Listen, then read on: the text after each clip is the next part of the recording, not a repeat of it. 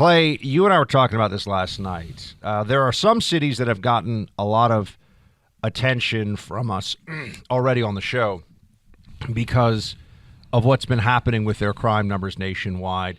Whether it's the 1,000 shootings that happened last year in Portland, which just seems unfathomable for a city of that size, or the all-time murder record in Philadelphia, which it just had last year and is on track this year to have an even higher number of murders for the year.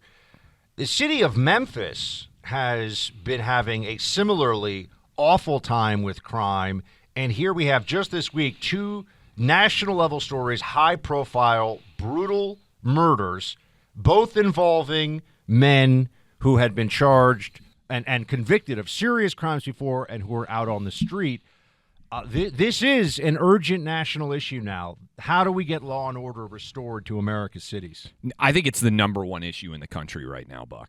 I really do. And I know inflation is awful, and there continues to be fallout from COVID, and certainly the border is a mess. All of those things are true.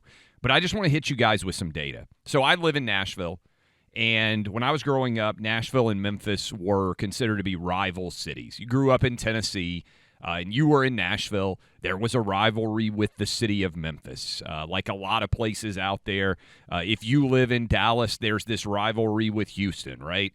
Two similar-sized cities that exist inside the same state. There's a little bit of tension, but almost in a fun, competitive way.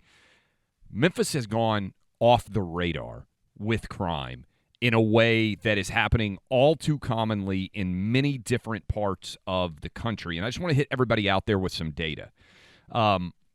2016 was the all-time murder high, according to research that I did, of 230 murders. Now, Memphis is not a massive-sized city, okay? It's filled with many fabulous people, many law-abiding citizens. I've spent a lot of time in Memphis in my life. 230 all-time murder high, 2016. Buck, in 2020, they had 325 murders, almost 100 more murders than had ever existed in the history of the city. And then in 2021, they had 346 murders, over 100 more than previously they had in the all-time history, okay? And so there are a couple of things going on here that I believe have suddenly crystallized, and this has become national. This was the number one trending story last night. Eliza Fletcher, mom of two, 34 years old, kindergarten teacher, marathon training, out for what should have been a completely safe morning run. She's kidnapped and murdered. And now you have, in the same week, a 19-year-old who should have still been in prison, who got 3-year sentence. He was accused, Buck, of attempted murder. In the first degree. Got 3 years, got out early, and streams himself driving around the city, killing people. And to many, it is just a crystallization of the descent into madness that we have created in this country as it pertains to crime. And I just want to play this last night live on Memphis television. This is a local Memphis woman, reporter, who basically breaks down. The video is up. You can go see it at Clay Travis on Twitter. We'll put it up on clayandbuck.com. But I think for many people, this is how they feel in so many different cities. Memphis is a representation and a symbol of our descent into criminality all over the country. Listen to this. Memphis is tired right now. Yeah, I'm good. I'm with you all. Memphis is tired right now. The Eliza Fletcher kidnapping and abduction and murder, the other crimes we've had this year leading up to this, it's difficult right now. Bear with me. It's a very nerve-wracking night. It has been a very difficult week for those who know the Fletcher family, for those who know the family of that minister who was shot and killed in her driveway during a carjacking, who know the community advocate from Whitehaven who was shot and killed. It has been difficult in Memphis. Okay, Buck, I know this city well. I love Memphis. It's a fantastic place. But there are many people in my neighborhood now in the Nashville area who said, I can't do Memphis anymore. I don't feel safe there with my kids. If you have the ability to leave, Many people are leaving. They've moved 30 and 40 miles outside of this city. We know what works, Buck. In the 1990s, for many of you out there listening to us right now, certainly you lived it, Buck, in New York City, it was, in many of our cities, killing fields. It was wildly unsafe. And what do?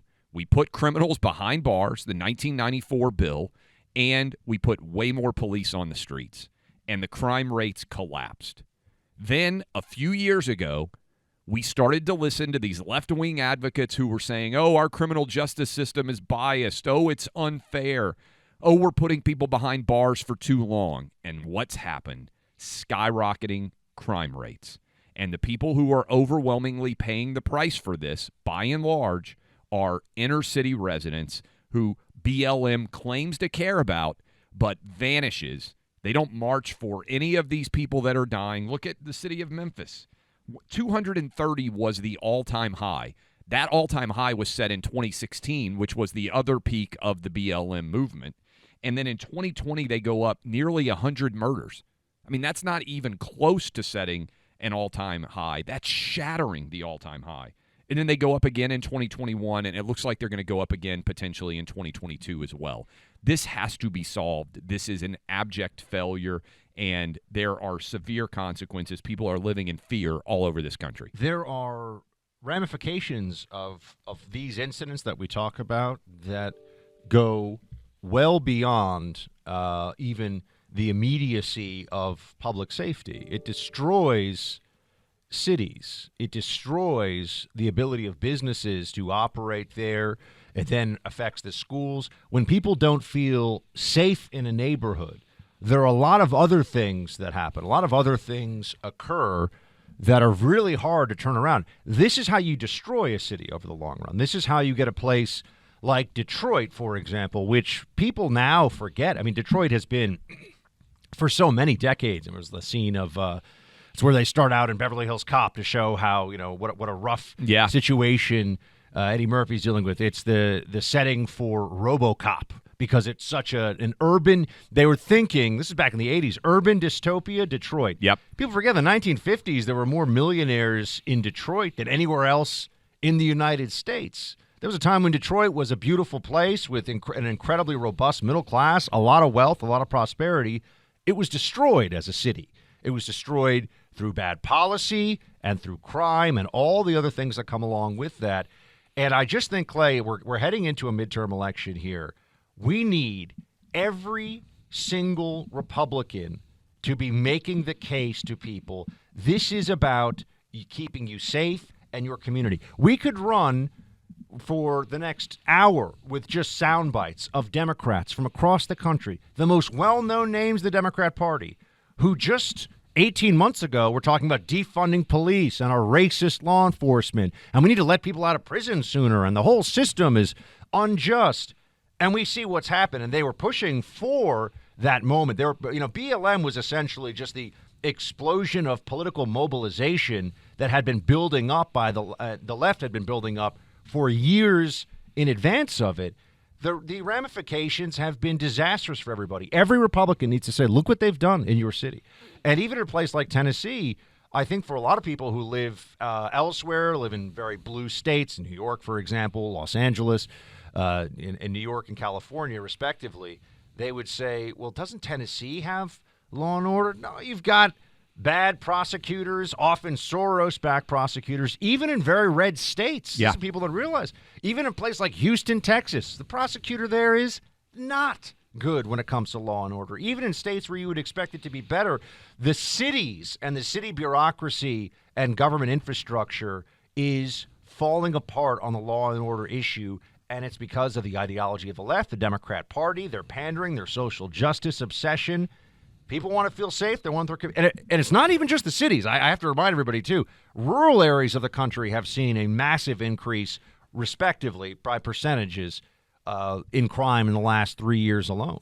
Buck, when we come back, this Eliza Fletcher story has connected with so many people because if you aren't, I always say one way to judge the safety of a community is do women feel comfortable going for a run or going for a jog? I think that is one of the principal questions. you're walking around in a city.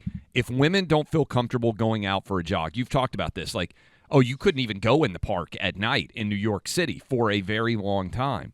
This woman, Eliza Fletcher, training for a marathon, is running by the University of Memphis.